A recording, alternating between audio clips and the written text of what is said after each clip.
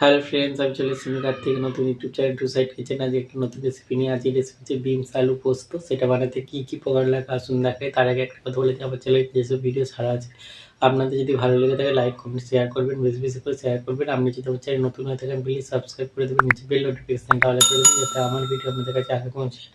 চলুন বিনস আলু পোস্ত রেসিপিটা বানাতে কী কী উপকরণ লাগে আসুন দেখাই।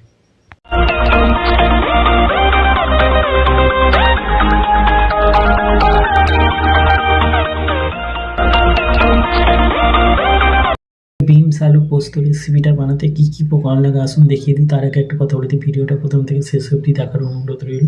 তাহলে চলুন রেসিপিটা শুরু করি। এখানে কিছুটা বিনস আলু ভালো করে কেটে ধুয়ে নিয়েছি। তাহলে চলুন রেসিপিটা শুরু করি। গ্যাসটা জেলে কড়াইটা বসিয়ে দিয়েছি, কড়াইটা গরম হয়ে গেছে। কড়াই তেল দিয়ে দেবো,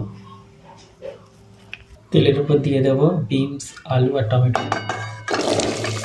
5টা কাঁচা লঙ্কা দিয়ে দেবো, নুন দিয়ে দেবো, হলুদ দিয়ে দেবো, ভালো করে ভেজে নেব। লঙ্কাগুলো হলুদগুলো দিয়ে ভালো করে ভেজে নিয়েছি। এবার আমি এর মধ্যে জল দিয়ে দেবো, জল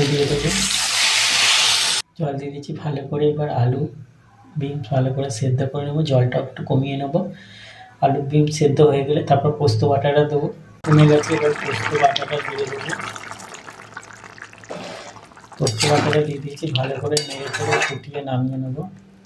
বিনস আলু পোস্ত রেসিপিটা আমার হয়ে গেছে।